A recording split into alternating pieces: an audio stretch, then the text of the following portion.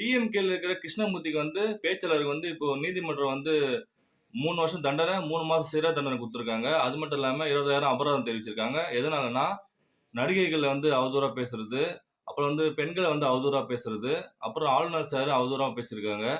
So இது வந்து கோர்ட்ல கேஸ் போயிருந்துட்டு இருக்கு. நேத்து வந்து கோர்ட்ல வந்து நீதிமன்றம் வந்து உத்தரவு தெரிவிச்சிருக்காங்க.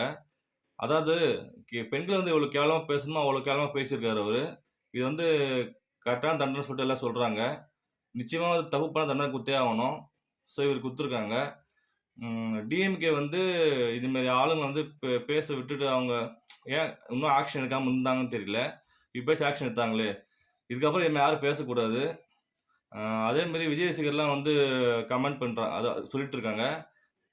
விதியுடன் மோதாதே! அப்படின்ற மாரி சொல்றாங்க. ஸோ தப்பு பண்ணாதீங்க. தப்பு பண்ணா கண்டிப்பா ஆக்ஷன் எடுப்பாங்க.